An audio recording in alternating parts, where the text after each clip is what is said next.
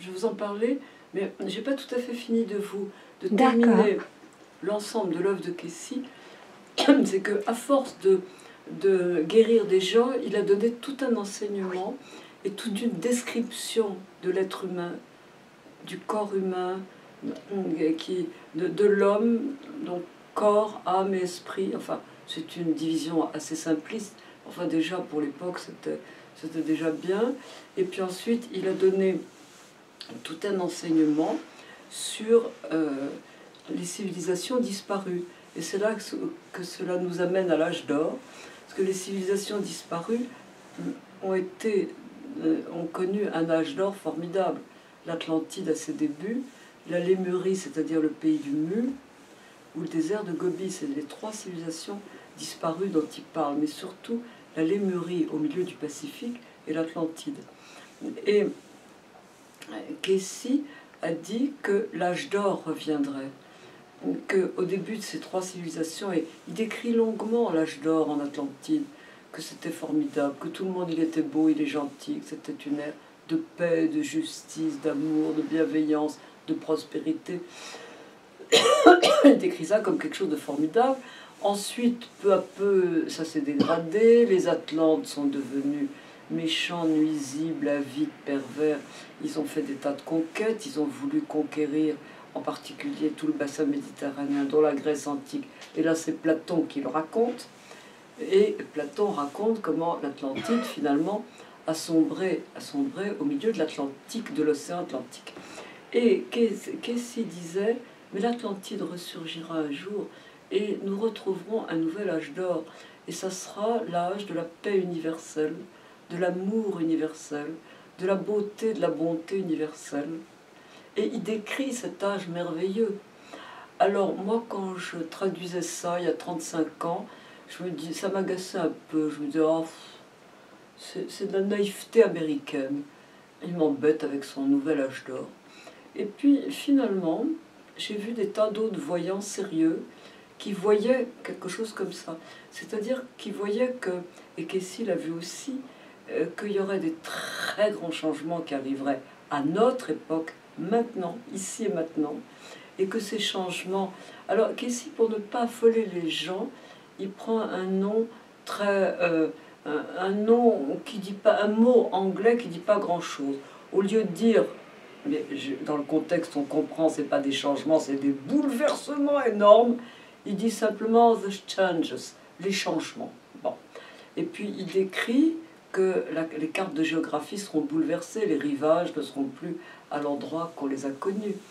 Et alors il parle du nouvel âge d'or, et il dit que ça sera une époque formidable, et on lui dit, quelqu'un lui dit, mais monsieur Kessie, ce nouvel âge d'or dont vous nous bassinez les oreilles, hein, c'est pas dit comme ça, mais presque, dont vous nous parlez tout le temps, ça sera pour quand? Alors il a dit, au tournant du XXe et du XXIe siècle. Que je sache, nous sommes dedans. Et puis on lui a dit, mais quels sont les événements annonciateurs? Alors il a parlé du changement des climats amené par le glissement des pôles, the shifting of the poles, et le changement complet des climats. Alors là, il a donné beaucoup de lectures là-dessus. Et je le raconte dans un livre qui s'appelle Les prophéties d'Edgar Kessie. Et il annonce beaucoup de choses.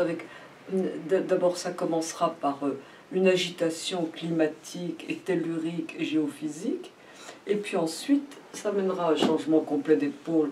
À ce moment-là, on comprendra que l'axe des pôles s'étant déplacé, d'ailleurs, vous le voyez, c'est dans tous les journaux, on ne retrouve plus. Chaque année, il y a des physiciens qui partent pour essayer d'identifier le nouveau site du pôle Nord magnétique. Et chaque fois, ils se cavalent 70 km plus loin en direction de la Sibérie.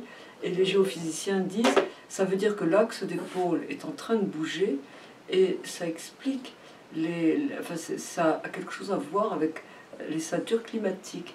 Alors Kessie dit que les climats seront complètement changés, que l'axe des pôles ne sera plus du tout à la place où elle est actuellement. Ça, c'est pas une nouveauté, parce que quand on fait de la géologie, moi j'ai fait des études de géologie, on voit qu'il y a eu des changements de climat énormes dans les ères géologiques passées.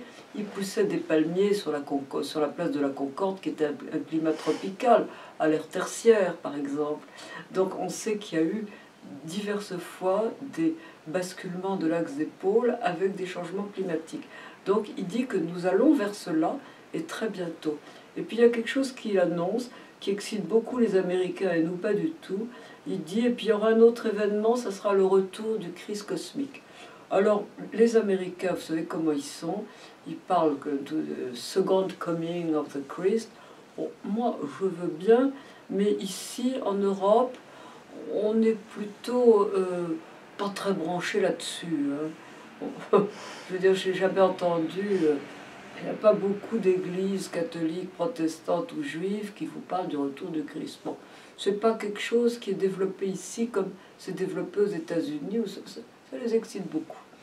Donc c'est les événements majeurs, donc le glissement de l'axe des pôles que nous voyons, les changements climatiques que nous sommes en train de voir, qui vont amener des très très grands changements, et ces bouleversements, parce qu'il faut bien appeler un chat, vont déboucher sur une nouvelle ère, un nouvel âge, une nouvelle époque. Autrement dit, nous allons très bientôt changer d'espace-temps pour arriver dans une époque de paix universelle et de justice universelle. Et il n'y aura plus de guerre, il n'y aura plus de maladies, il y aura probablement plus de morts. Nous aurons un ADN complètement différent. Casey ne parlait pas encore de l'ADN parce que à l'époque, ça n'était pas, personne n'aurait compris ce que ça voulait dire. Donc nous serons des êtres différents, des êtres nouveaux. Nous évoluerons dans une autre dimension, avec des facultés que nous avions en sommeil et qui seront à nouveau développées. Nous serons autres et ça sera très bien. Et moi, je m'en réjouis. Moi, je m'en réjouis d'avance. Je développe aussi cette affaire dans la série L'univers d'Edgar Cayce, tome 1, 2, 3. 1, 2, 3 est encore en vente chez Robert Laffont. Et il développe toutes ces prophéties de Cayce également. Voilà. J'ai une partie des livres qui sont en vente et une partie des livres qui sont épuisés, qu'on trouve sur Internet. Dans les...